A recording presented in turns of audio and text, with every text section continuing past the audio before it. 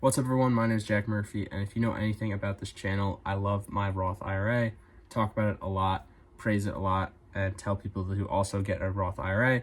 And I finally hit 1 year in the Roth IRA, so I'm going to go over how my positions have performed, how much I've contributed, all that good stuff. Let's not waste any time and get right into it. So this is my Roth IRA. I have it in M1 Finance. So you can see I have about $7,387, and that is pretty good for where I'm at right now. The Roth IRA is actually where I invest most of my money. The reason I don't talk about it as much on the channel is because there's only 4 ETFs in it, so not a lot to talk about. I tried to do quarterly updates, but didn't feel like there was enough in those videos to be worth making. So we'll keep it to the yearly updates for now. But yeah, let's go over the 4 positions I have. So the first one is QQQM, the NASDAQ 100 ETF, and tied for my top holding. I have about 35% of my portfolio in this ETF, and it has been one of the top performers as well, getting me about 31% returns in the first year. Because I've been dollar cost averaging, it's not necessarily all 31% gains I've received. It's just gone up 31% since I started buying it. I've gained about $377 in capital gains from this, and I've made about $8.79 in dividends, which isn't much, but it's worth mentioning. So if you look at the net cash flow over here, that is $2,254. That's how much money I put into it. And the ending value of $2,600 is what it is worth now after the capital gains. Just some more stuff about it. The dividend yield is 0.63%. Expense ratio is 0.15%. I have about 13.96 shares, so basically 14. And my average buying price was around $161, which is not too bad considering it's sitting around $188 right now. That was just the first ETF, so let's move on to the second, VOO. This is also tied as the #1 position in my portfolio at 35% of it, and is also tied for the highest gainer at also around 31%. Because I have the same percentage of my contributions going to VOO, the net cash flow is the same, and because it's got about the same return, ending value is pretty similar at around $2,600, and the market gain is almost exactly the same at $377. But I have gotten more dividends from VOO at about $18, so that is nice. And just more info about VOO, the dividend yield is about 1.32%. The expense ratio is at a really low 0.03.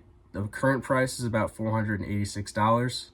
I have about 5.33 shares, and my average buying price was around $423, so pretty good there too. So those were my 2 biggest positions, and I'm going over to my third position, which is only 25% of my portfolio, and that is SCHD. SCHD has not performed percentage-wise as high as the other 2, as it only has about 14% return for me. But the dividends are higher, and this is going to be a better position to accumulate for when I actually want to retire and use this money. The net cash flow is around $1,704, so that's about how much I put in, and the current value is about $1,795. The market gain was only $91, but I've got about $29 in dividends from this so far. More info about SCHD, the dividend yield is about 3.42%. The expense ratio is also really low at 0.06%. The current price is sitting around $78. My average buying price was about $74, so at least there's something there. I have about 22.9 shares of SCHD in this portfolio, so basically 23. Plus I got like 11 in a different portfolio, so that's like 34. So I'm getting kind of close to 50 shares of SCHD, a nice little personal milestone, but let's get back to the Roth IRA and go over my 4th ETF. And my 4th position is JEPI. This is only 5% of my portfolio, and the reason is only 5% is because this is my miscellaneous section of the portfolio. I just kind of put whatever I'm feeling in this 5%, and right now it has been JEPI. It can change, and I'm actually probably going to change it soon, but let's ignore that for now and talk about the stats. So JEPI has been my lowest performer, and only about 13.8% return, which isn't even bad, but compared to the others, not as good. The net cash flow, or what I put in, was about $354, and right now the current value is sitting around $365, so only about a $10 and change gain, but dividend earns was around $13, so pretty good there. It does have a good yield. And if we scroll down, the yield is about 7.32%, which is higher than anything else in the portfolio, but the expense ratio is also the highest at about 0.35%. Current share price is just under $57, and if we scroll down, my average buying price was around $55, so not too bad, and I have about 6.4 shares. But I was kind of saying this before, I do want to change up my JEPI position soon. I'm not sure what I want to change it with yet. I feel like there is another ETF or stock that can get me, better value out of this 5%. I'm probably looking for a new ETF to experiment with. So if you have a good one that you think I should add to my Roth IRA, drop in the comments and I'll check them all out. So those were all the individual positions in my portfolio, but I want to go over the overall returns.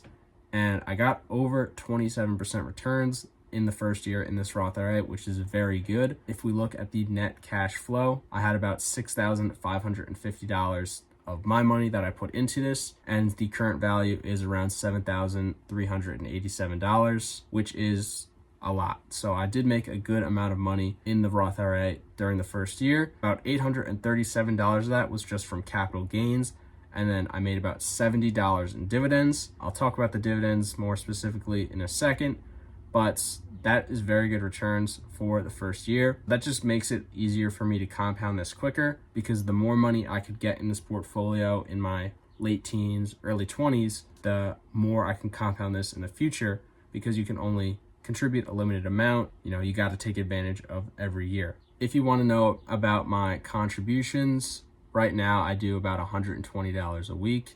If you look on the graph, there's a little dip where I just had to cancel the automatic transfers for a few weeks, but then I caught up right at the end. So we're still on track, and I'm continuing the weekly contributions, no issues. If we look at the funding history, you can see that I added about $6,550, $4,100 in 2023, and then $2,400 in 2024. I'm probably going to finish the 2024 year between $6,000 and $7,000, but it's still good that I'm able to get that much in, so no worries there. Like I said before, I got about $70.17, and here's the breakup from the four positions. SCHD, the highest at $29.63. VOO as the second highest at $18.11. JEPI got me $13.26, and QQQM did the least at about $8.79. So overall, pretty good dividend stats, more than I got in the first year of my dividend portfolio. But the yield in this portfolio is around 1.9%. I'll put the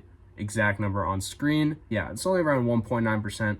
Dividends aren't the main focus on this portfolio because I want it to be a little more growth oriented, but I am building up my SCHD position.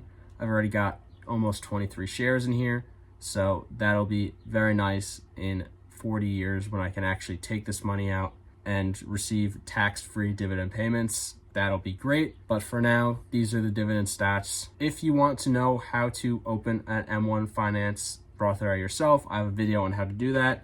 If you want to see the first video I made when I started this portfolio, check that out here. Other than that, remember to comment the position you think I should switch my JEPI to, because I am looking to change that up. Thank you for watching. Peace.